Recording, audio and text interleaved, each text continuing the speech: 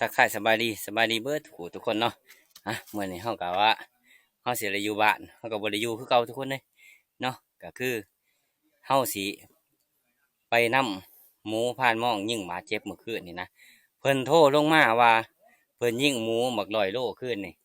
บาดเจ็บสาหัสกว่านั้นซะเพิ่นก็โทรลงมาเอาทีมงานนี่ไปนำทุกคนเลยเนาะเฮาก็ไปมื้อนี้ก็นายพรานเองแล้วก็พรานใหญ่เนาะแล้วก็พรานเฮียงไปน้องม้าอีก5 ตัวทุกคนเลยเนาะแล้วก็มีทีมงานใหม่อีกผู้หนึ่งเนาะก็คือพ่อแพ้ทุกคนลุงพ่อแพ้เนาะเพิ่นไปนำสุดนี่เอากำลังขึ้นผู้ทุกคนเลยตอนนี้นี่ทีมงานเฮามาหอดเครื่องหนึ่งของผู้เลยพักผ่อนนะเดี๋ยวมาจับมาเป็นอย่างไรล่ะเป็นตลอดอยู่บ่ เป็นพานมองเห็ดคักเมื่อยผู้เดียวยังบ่พอยังให้ทีมงานเมื่อยน้ำเมื่อยไรเมื่อยบ่ใช่แหละนี่ก็คือน้องม้าเฮากับทีมงานใหม่คือกันนี่กำลังมานี่แต่ละเทื่อกะปีนี่กะบ่ได้มาจักเทื่อเนาะนี่แหละเทื่อแรกนี่ขาดบ่ไรคือบักล่าอีกแหละไล่เอา150เติมพลังก่อนขึ้นผู้มันทองเหลืองเกือบนี่ไปแหละไปไรเด้อไปเฮาเด้ออย่าเฮากับปูไรเฮาหมูไรไปนี่มาขดเกลือคุมน้อยอย่ามาไปอยู่อันนั้นเถิงเอาพวกแท้เลยนี่ได้คือกองพวกเจ้าได้บ่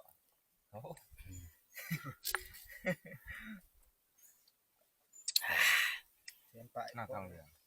อยากเนาะหายง่วงเลยบัดนี้เขาไปช่องเป็ก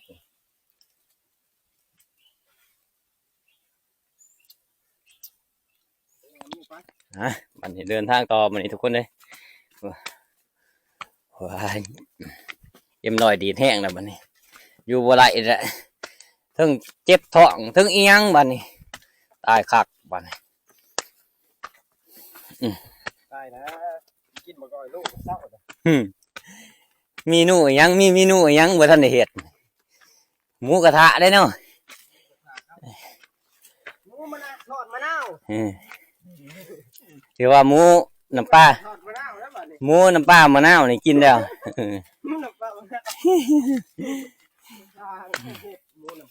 โอ้แซ่บได้ในพาน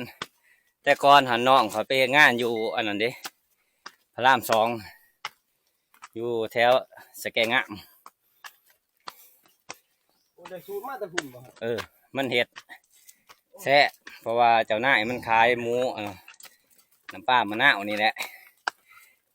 มันเห็ดให้กินก็เลยมากินน้ำมันก็คือแซ่คือนุ่มคือหอมหวานเหมือนนี่น้องเห็ดให้กินมื้อนี้เมนูยังอีกมื้อนี้บ่โอ้บ่ทันคืดออกอยู่เพราะว่าเฮ็ดบดออกแม่นแหละเขาเอาไปขายอยู่ชีวิตลังพูดเลยทุกคนเลยโอ้น้องมาเขาคือลายแถมมาเขาเถิงห่วยอยู่นี่บ่น้องมาเขาลายอีดี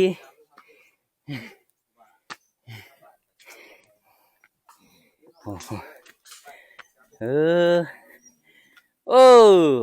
มาถ่ายอยู่ผิวอ่ะอยู่ถ่ายสิแล้วโอ้นี่ทีมงานใหม่เขาทุกคนเลยเป็นมาถ่ายอยู่เถิงอันน้องมามานำจักโตแล้วน้องมา3 โตเนาะมาบวกกับน้องมาเขาอีก5 โตเป็น8ทุกคนเอาซ้ำศิลามื้อนี้เอากับสิพักผ่อนก่อนเอาขึ้นมาหอเถิงนะจังสิไปต่อเนาะวันนี้เดินทางต่อทุกคนเลยเนาะไปนำกัน4 คนมื้อนี้เนาะพานใหญ่พานเหี้ยงเนี่ยกันในพานเองเนี่ยก็พานแอร์คนเดินป่านะทุกคนเนาะพานใหม่ทุกคนแต่กับเพื่อนก็มี2คือกันนี่ทุกคนเนาะ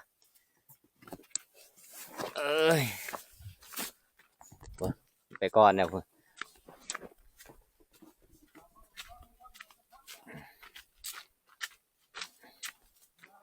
เพื่อสิฮอดทุกคนเลยเนาะระยะทางกับประมาณ30 โลพุ่นน่ะทุกคนเพื่อสิฮอดเนาะเถียงน้อยเฮาพุ่นแหละพานมองเพิ่นทับเนาะ สิฮอดกะผู้ดีเที่ยงพุ่นแหละสิฮอด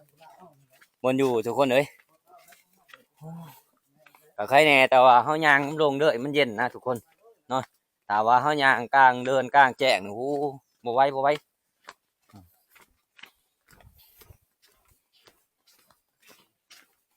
ไปงวดนี้ในพานก็บ่ได้ถือกระบังเด้ก็มีกระบังอยู่พุ่นช่องบอกเนาะกระบังทีมงานนั่นแหละก็สิบ่ได้ถือบ่มีหยังพอดีเลยมือมีก็บ่ได้ตั้มทุกคนกลับมาพุ่นได้จังสิตั้มมือเนาะจังสิขึ้นไม้บัดนี้ขึ้นเฮิงเติบเด้ทุกคนเป็นทิศหนึงทิศปลายพุ่นแหละป้าหมูกินหมักบกทุกคนเลยนี่ทางในผ่านยิ่งสุดก่อนนะทุกคน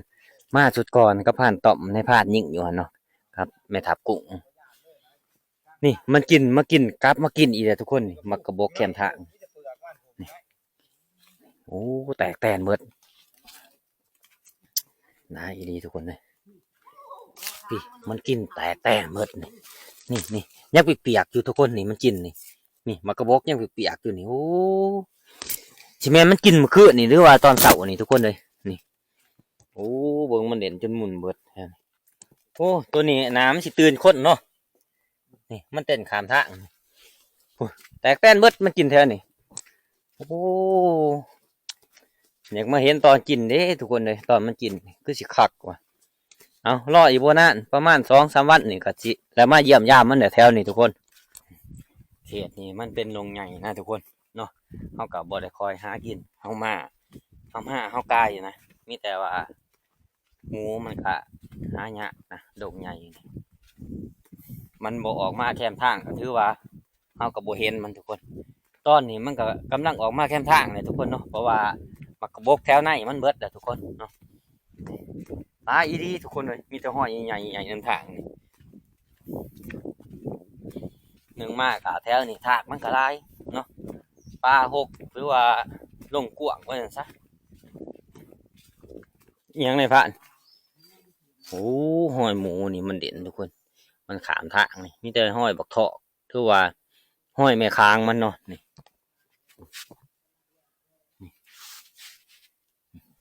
มันเริ่มจะออกมาบนแคมทางเลยทุกคนเลยบัดนี่โอ้ยอันนี้เครื่องของไผนี่โอ้ยชาวบ้านเพิ่นมาหาน่ะมันย่างโอ้ชาวบ้านเพิ่นมาหาน่ะมันย่างทุกคนนี่ก็มีเฮ็ดบดน้ำนี่กระตุกน่ะมันย่างเพิ่นทุกคน2 ตุกเนาะเจ้าของเพิ่นบ่เห็นจักไปใส่เลยทุกคนเลยเนาะนี่เครื่องของเพิ่นนี่แหละชีวิตของชาวบ้านเฮาชนบทเนาะก็คือเช้ามานี่เขาจะขึ้นมาทั้งผู้ทั้งเขานะมาตักน้ำมันย่างเนาะหรือว่าหาเฮ็ดบดหรือว่าหาขี้ซี่ไปขายทุกคนก็ขี้ซี่ก็โลนึง30 ปลายพันกีบเนาะเป็นเงินไทยก็ตกอยู่ราวๆประมาณ50-50 บาทบ่ในพัน50 บาททุกคนเป็นเงินไทยเฮานะแล้วก็คือน้ำมันย่างนี่ก็ตุกหน่อยหนึ่งตุก5 ลิตรก็ตุกละแสนปลายเป็นเงินไทยก็ตกอยู่100 ปลายกว่าบาททุกคนเลยเนาะต่อตุกแต่เอาลงเมื่อหอดเทือนพุ่นได้ทุกคนเนาะเขาเจ้ามาเอาอยู่เทือนพุ่นนะอยู่บ้านเขาพุ่นทุกคนเนาะเพื่อสิหาเมื่อนี่โอ้เมื่อยขนาดทุกคนเนาะโอ้ทั้งเมื่อยทั้งเจ็บบาเนี่ยทุกคนเนาะเพราะว่าแต่ในพานเป็นวัยรุ่นหรือว่าเป็นผู้บ่าวนี่ในพานก็เคยตักน้ำมันย่างขายทุกคนก็คือการหนึ่งนี่ตะกี้นี่ก็150,000เนาะเป็นเงินดาวเฮาเป็นเงินไทยก็ตกอยู่ราวๆก็ประมาณ300นะทุกคนเนาะ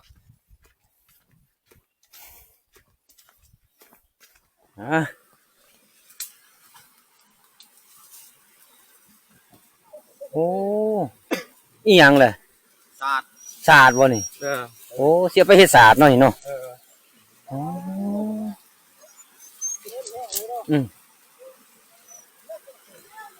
ใช่โอ้เพิ่นเฮ็ดทางใหม่ให้คักกว่าบัดนี้บ่ได้ต้นคือเก่าอีก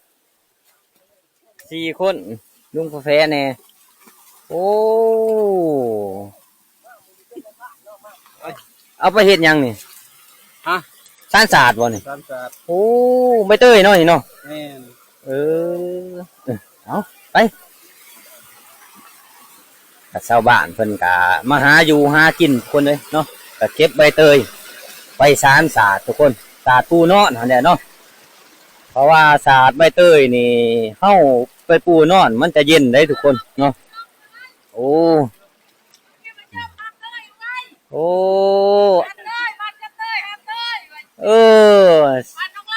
แห้งเนาะเอาไปแห้งก็ได้เอาซับแห้งคือได้โอ้โหไม่ก็2 อันเต้ยกับคางละ2 มัดเป็น4 มัดรวมกันแห้งขนาดวะเอาใส่แล้วคือบ่หาบว่าไม่ใหญ่หาบ่ได้โอ้ไม่ใหญ่หาบ่ได้โอ้ให้ลูกหาบเอา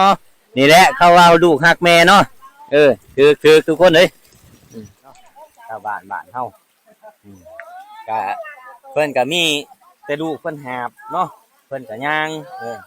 เพราะว่าเพิ่นก็อายุแก่แล้วว่าซั่นซะเพิ่นก็หาบ่ได้นะทุกคนเนาะไปบัดนี้ตอนนี้เฮาก็กำลังฮอดเครื่องทางทุกคนเลยโอ้ลงมาเฮาไปก่อนเนี่ยพุ่นคือมานี่เฮาก็บ่ได้พักผ่อนเลยทุกคนเลยเนาะ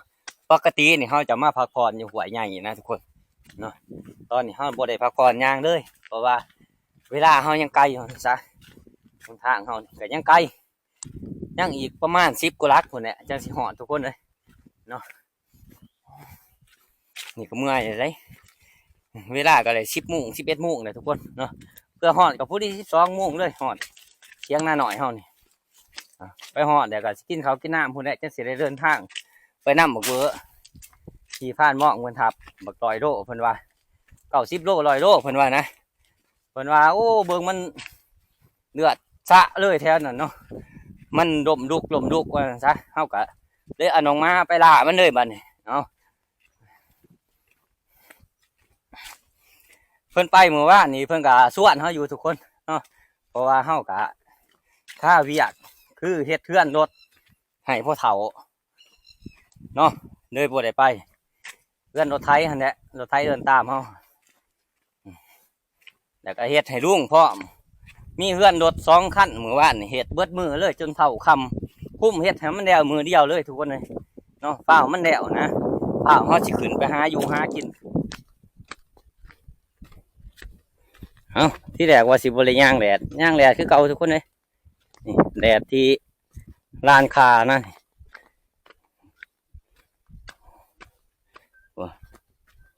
โอ้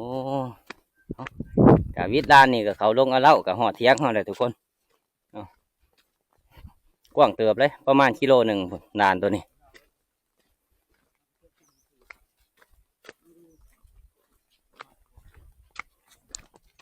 ประมาณ10 เมตรก็ว่าเนาะตัวยิ่งหันต่างแต่ว่าคอยบูเลยเห็นน้อยหนึ่งบูเลยคอยเห็นโตที่แหละโตเลยมันเขาเจ้ายิ่งอยู่ใช่ทั้งลงกระตินคือใช่แล้วก็ว่าคอยหันคิดว่าแถวสวงมันแถวหยังน่าจะแถวท้องมันเนาะมันจังบ่ลบบ่แม่นท้องนี่มันบ่สูงกว่าน่ะเครื่องโตเลือดมันออกลายบ่ลายเลือดออกลายมันถือท้องเจ้าได้น้ำหรือบ่คือว่าคอยน้ำไปซำหนึ่งมันสินอนได้หญ้าจักเม็ดเจ้านะได้บ่30 40มันนอนก็เห็นคอยย่างไปประมาณ50 เมตรบัดนี้มันนอนมันว่านอนคงบ่อยคอยยิงแล้วมันแล้วก็มาจอดมันสินอนมันคอยกับตีโค้งไปลัดทางน่ะมันก็งวงเงี่ยงขึ้นเพราะว่าสิซับมันก็ไปเรื่อยๆโอ้แกงถ่ายยกแกเห็นแต่ดากเพราะว่าถ้าเอาอยู่บ้านนะคอยเบิ่งเอาจะได้การลองเบิ่งแล้วเอาน้องมาอะไรบัดนี้น้องมาหลายโตปานนี้ลองไล่เบิ่งครบทีมปานนี้เนาะนี่ก็คือไก่ต่อของผ่านแหละทุกคนเลยตัวนี้มันมานมากเลยทั้งหมูทั้งผ่านเนี่ยทุกคนเลยตัวนี้เนาะโอ้คักเลย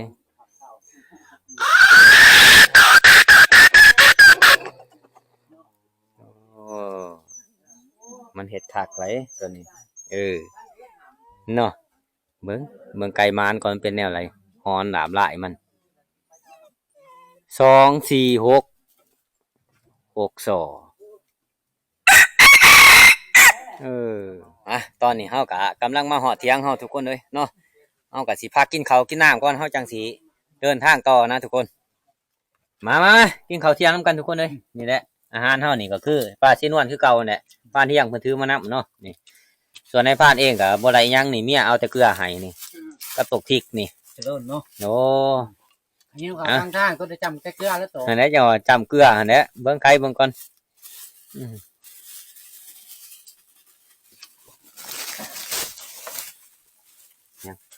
ใครเบิ่งมึงหาจกเบิ่งมึง หมดพันใหญ่บ่กินบ่ โอ้นี่บ่เมียเอาให้นี่ปิ้งไก่นี่ปิ้งไก่ดูกซ่าเมียใส่ธงให้นับนี่โอ้โห เพื่อหมู่เนี่ยบ่ อันนี้จะว่า โอ้เอา เขายังบ่ใส่เขาจะอุกโลด เนี่ยอะไร แม่กินข้าวกลางทางบ่เห็นบ่น่ะ เออ ไปในเมืองกินข้าวกลางทางเด้อเว้ยนี่ เออ หมอก็ฟาดกลางทางโหลดหน่วยเล่นออกเล่นเข้าแต่ว่าปบโหลดมันหลายมาหายเมียว่าแล้วว่าเมียบอกว่ากินข้าวกลาง โอ้ ทาง มีเฮ็ดนับอีกทุกคนเลยเฮ็ดกระล่างปีนี้ได้นี่ก็ยังอ่อนอยู่เนาะเอากิน กำลังครบ นี่ก็ทีมงานใหม่นี่ อืม เออผ่านแอร์คน เดินป่า เดินป่านี่ สองเพิ่นเนาะ อืม ใส่แล้วผ่านป่า โอ้ยอยู่พี่พันทอง โอ้มาได้แม่กิน ให้พวกเจ้ากินค่อยอิ่มแล้วกินหมดยา โอ้ แล้วก็เลยพาวกินแล้วก็พาวไปน้ำหมูได้เฮาเนาะ ผ่านใหญ่เพิ่นก็บ่กินข้าวบัดนี้ กินแล้ว มาได้แม่เลยเนี่ยคือว่าแล้วปิ้งประหลาดนับนี่ ไอ้ โอ้แล้ว ไอ้แล้วมาเฮ็ดถึง ปิ้งประหลาดนับผ่านใหญ่บ่กินอีกแล้วฮู้บ่ว่าเมียขอเอาเกลือให้ว่าแนวใด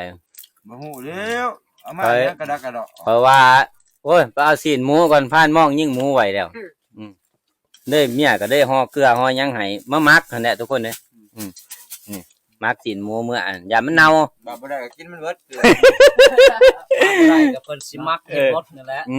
เอา เนาะพี่น้องเนาะ ต้องได้อยู่แล้วเดี๋ยวก็ยุบสิเดี๋ยวเฮ็ดบดกับ เพราะว่าในพันคืนเนี่ยพันคักอีดีทุกคนเลยไปวันนี้ทุกคนเลยเอาเวลายามดีแล้วบัดนี้ตอนนี้ก็บ่ายโมงไงเนาะนี่เอาคนเฮากะ2 4 6 8คนผู้ดีเนาะผู้ดีมันทีมงานเฮาก็อยู่ที่3คนแล้วก็คือผ่านปลาเนาะแล้วก็ผ่านนาคาแล้วก็ผ่านม่องอยู่พี่เนาะแล้วเฮาขึ้นมาอีกก็4คนทุกคนเลยเนาะมาบวกกันเป็น8คนเนาะไปดุนกันว่าสิมานหรือบ่มานน้ำหมูผ่านม่องทับเมื่อคืนนี่ทุกคนเลยเนาะบัก90 โล100 โลเพิ่นว่าเนาะมันบ่อยู่ค่าหมองนะทุกคน ประทับอยู่นี้ ใส่จะยิงอยู่ใส่ในบ้าน มันได้นี่ครับ ในกูไม่หัน เบิ้งเข้าไปเบิ้ง มันยืนอยู่ใส่โอ้บกแถวนี้มันกินทุกคนนี่ ลูกกระบังนี่สูงเติบได้ลูกกระบังมันแสดงว่าฮึกเติบได้ หมูอยู่ใส่โอ้มันยืนอยู่นี้จะยิงมาแต่ข้างคุณ คอยบูมา โอ้มันไปนี้ ไปนี้นี่มาโคมไม้อยู่กระถึกนี่ ใช่ไหมมันดูดกินได้เนาะ มันโคมไม้ไปเลย โอ้มันโคมใหม่บ่นี่โอ้นี่มันโคมใหม่ไปเลยทุกคนเลยใส่จะเห็นยางมันอยู่ใส่บ่นี่ พูนย่างมันบอลมันนอนคอยบ่ได้น้ำนี่คอยไปลัด โอ้ไปลาดพูนย่างไปอยู่บนมันนอนพูนทุกคนเลยนี่ห้อยมานี่เลยทุกคนนี่เพิ่นว่าเพิ่นไปเห็นย่างบนมันนอนเลยนะทุกคนใหญ่อีดีหมูตัวนี้ทุกคนห้อยมันบักใหญ่เลย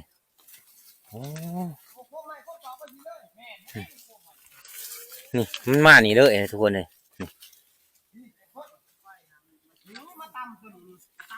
นี่โอ้พี่ห้อยมันยันทุกคนนี่พี่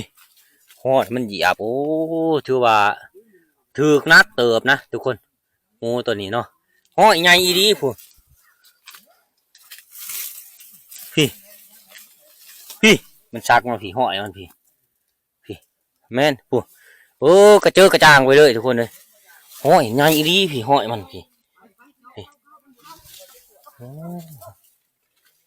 เอ้าน้องม้าห้ากับม้าโอ้มันกินหมกบกอยู่นี่จนแป้นเบิดว่ะกินหมกบกหลายอีดีทางไหนนี่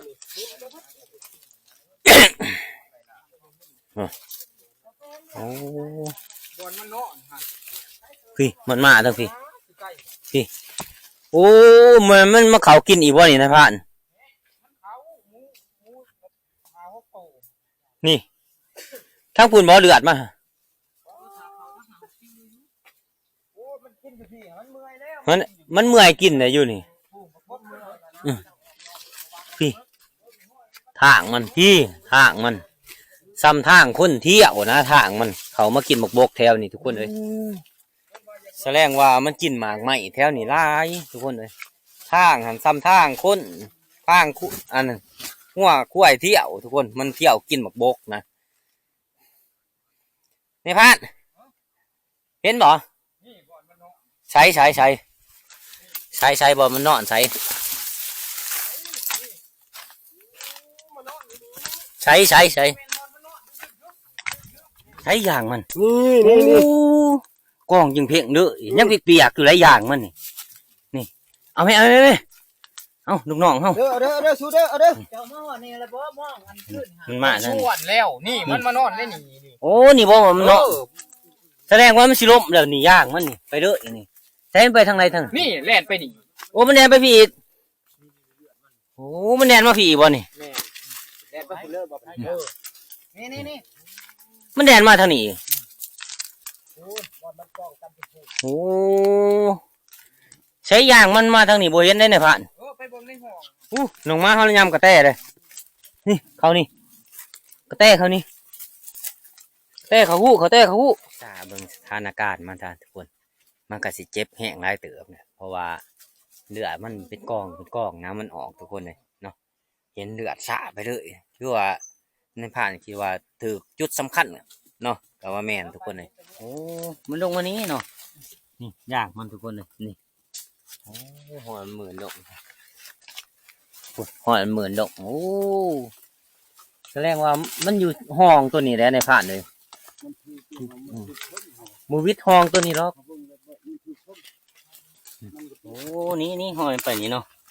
อู้ใหญ่ดีซัมโมในผ่านยิ่งสุดก่อนทุกคนเลยใหญ่หมูตัวนี้ใหญ่ดี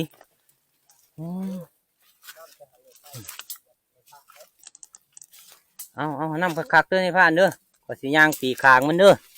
นี่มันมาเท่านี้ทุกคนเอ้ยนี่ ไปเร็วนี่ห้อยมันเห็นบ่ห้อย แม่นอันนี้ห้อยมันลงมาฮะ ไปแกรอดไป นี่ห้อยมันนี่ห้อยมันยันใช่มานี่คือบ่เห็นห้อยโอ้นี่ห้อยมันแต่ว่าบ่เห็นอย่างในผ่าน บ่มันมีอย่างอยู่จุดหนึ่ง ใช่ ฟังก่อนมันห้องอยู่อย่างนี้ มันเห่าเนาะ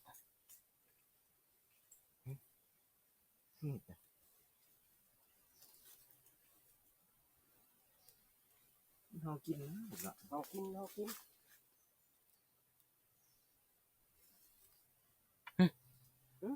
คือมิดนะเห่ากินนะนี่ห้อยมันมานี่แม่นนี่ แกไปนี่ห้อยบักใหญ่มัน แม่นโดดนี่ห้อยบอกไง ไปแล้วพวกเจ้าอะไรไปซื้อพวกเจ้าอะไรนะไปโลด โอ้มันเขาโซงตัวนี้นี่ย่างมันเป็นตอนด้วยทุกคนด้วยนี่เป็นตอนเลยนี่ขามค้อนไปนี่ทุกคนนี่โอ้นี่ห้อยมันบักใหญ่ด้วยนี่ใหญ่ดีหมูตัวนี้ทุกคนเลยประมาณ100 ปลายโลพุ่นแหละเนาะนี่ไปลงมาเข้าไปก่อนเดี๋ยวเนาะเอาเวียนเอาได้เนาะเอาไปน้ำม้าบ่ไรเลยโอ้ยปลาหกกระแทะเห็นนะบ่ในพานโอ้พานมองเห็นอยู่เนาะคนทุกคนเลยหอยมันแสดงว่าย่างมันออกไปเรื่อยเลยทุกคนเนาะย่างมันออกลายย่างออกเป็นตอนเลยทุกคนเลยแต่ว่าถ้าย่างมันโต๊ะโค้งนี่มันจะอยู่บนเตาเลยนะแสดงว่ามันโมทันโต๊ะโค้งตอนย่างมันนี่ทุกคนโอ้มันออกมานี้นี่มันออกมานี่ปลาก็หกอีดีทุกคนเลยเนาะถ้ามึงนี่น้องมานี่บ่หาน้ำเลยทุกคนนี่ย่านเลยหมูกับหมูถอกใหญ่เนาะเชี่ยวไรตัวนี้โอ้มาเชี่ยวไรตัวนี้ทุกคนเลยมันหาบนนอนเลยแหละ ย่างอันไหน วันนี้ค่อยมาฮอดนี่มันบูใหม่ปกเวกไปหันค่อยก็เจือดไปผิดเลย มันไปใช้มันบูไปใช้มันบูมาผิดแล้วบ่ มาฮอดนี่แล้วบ่เห็นยางแต่ค่อยเห็น โอ้ มันสิอยู่หาเด้อเป็นจุดใดมิดน้อยๆมันบอก โอ้ยตัวนี้ก็บ่แม่นตีนี่บ่แม่นนี่เนาะ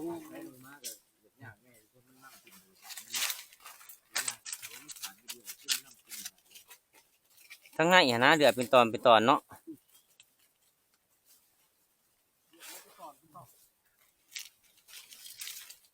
บ่แม่นไปกลับไปมองเก่าพุ่นบนเรือมันออกก็ได้พุ่นทุกคนเรียบร้อยแล้ว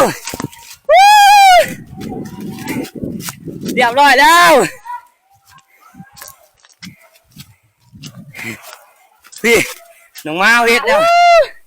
เด็กข้าน้ำเลยวันโอ้ยใหญ่ดี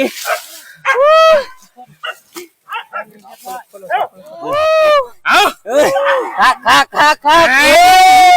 สมพรปากกันเนาะ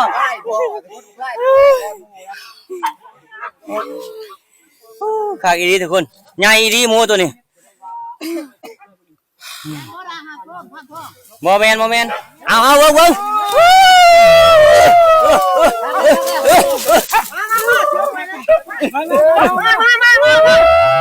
มาแล้วทุกคนมาแล้วบ่ผิดหวังผ่านมองจัดให้อีกแล้วนี่บักลอยโลอีดีทุกคนบักลอยโลอีดีเป็นพระเอกอีแล้วผ่านมองนี่คักทุกคนเลยน้องม้าเขามาเพาะนะบักไล่เพาะก่อนทุกคนเลยเนาะมันมาตายอยู่น้ำมันสิขามน้ำเพราะว่าสัตว์ลักษณะนี่นะถ้ามันถือเขาบ้างเดี๋ยวมันก็จะเลาะหาบนน้ำลงนะทุกคนเนาะถ้าว่ามันลงน้ำนี่ถือว่ามันตายเลยทุกคนเลยเนาะนี่ตีนดังมันใหญ่ดีทุกคนตีนดังมันโอ้โหเบื้องล่างมันนี่ทุกคนคนแข็งอีดีเบิ้งนี่ข้างมันนี่คนอันนี้มันนี่ดีนี่คักอีดีทุกคนหามบ่ไรนะนี่คำว่าซีข้ามทุกคนเลยมาตายน้ำเลยนี่โอ้ตัวเข้ามาแล้วพูดน้องมาเฮาเฮ็ดคักอีดีน้องมาเฮามาตายก็มาตายซีเมนทั้งนั้นก็คอนทั้งนี้ก็คอนขามบ่ไรเนาะขามบ่ไรสิกลับขึ้นกับผู้ที่กลับขึ้นบ่ไรวันนี้เพราะว่ามันถือเจ็บแล้วมันจะลงน้ำพวกนี้มันต้อง2ข้านเลยในพานมันต้อง2ข้านเลยจังไดเอา2อันเอาอีกอันนึงข้านเดียวห้ามบ่คืนนี่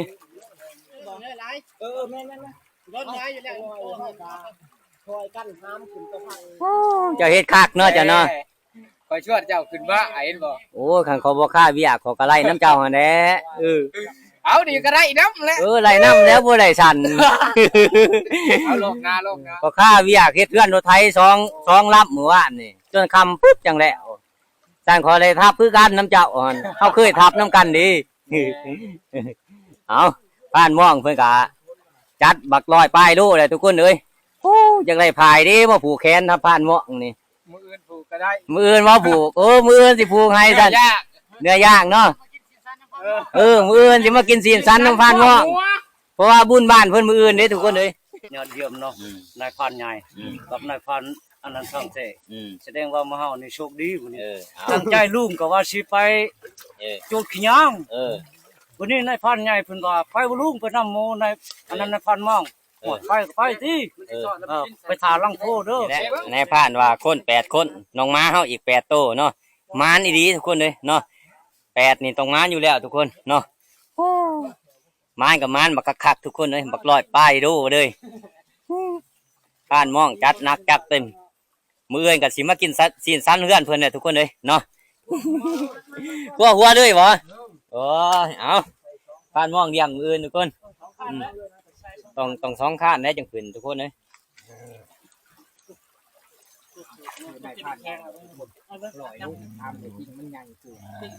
ยังแหละฮะเป็นน้ำมาอันนี้มัก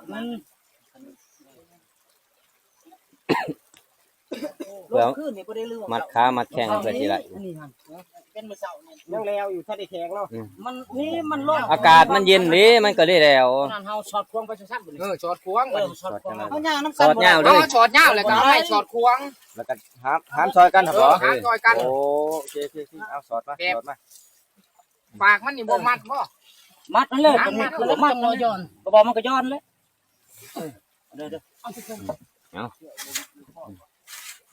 อ๋อ ถ้ามันใส่กระปางชานี่เนาะ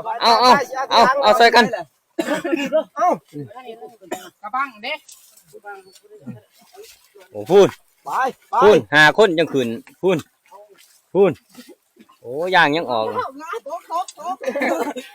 ห่วยซอยกันโอ้พูน5คนยังเอาขึ้นเนาะพูนเอาโอ้จนอ่อนใหม่5คนจนอ่อนด้วยเหรอ สอง โอ้ยลมแล้วตกหวยเด้อตกหวยเลยเอาตกหวยเ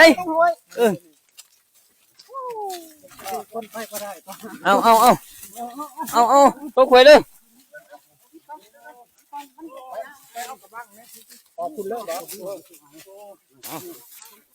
ทางก่อน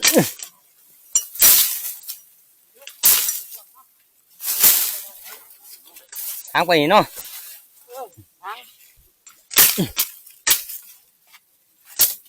บ่ลืมน้ำกันก่อนบัดนั้นเฮาจังสอดสองข้าง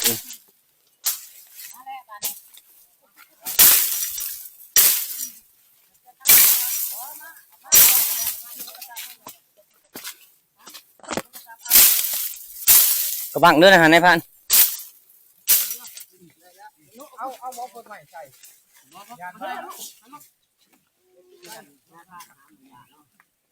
ไปโลดพูดถือกระบังกับ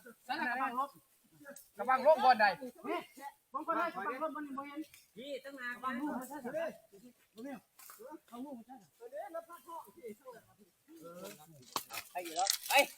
เอาละบ่พันไง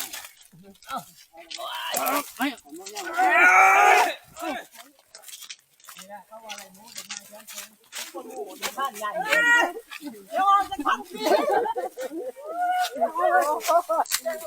บ้านใหญ่ก็ชุ่มกระหมูเว้ย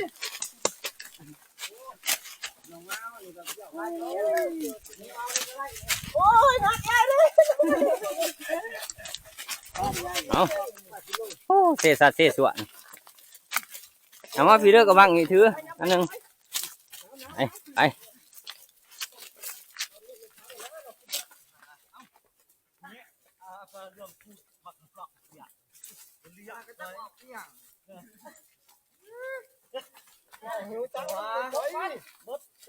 ไปไปเลย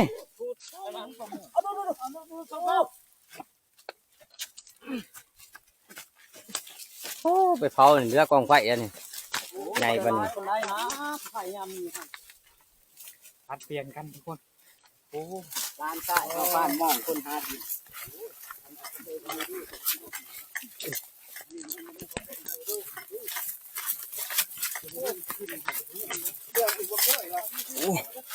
นักทำมันใหญ่ดีเฮ้ผ้าใหญ่คือว่าหามบ่ฮะหามอีกบ่นี่ห่วย เคยเบื้องนี้แล้วนี่ เบิ่งครัว เจ้านี่เลย จะได้พันหมอก เยี่ยมข้าวตี อ๋อ เยี่ยมข้าวตีเขาบอกว่าอีกได้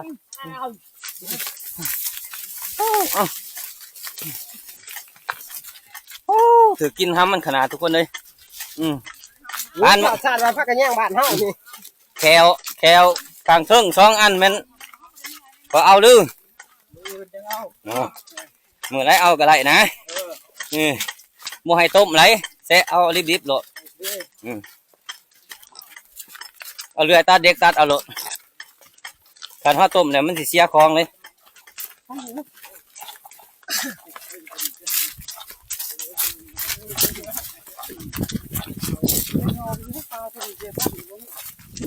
ตอนนี้เขาก็มาห่อเที่ยงเลยทุกคนเลย เฮาหามมานะ2ข้าน4คนเนาะหามเนาะ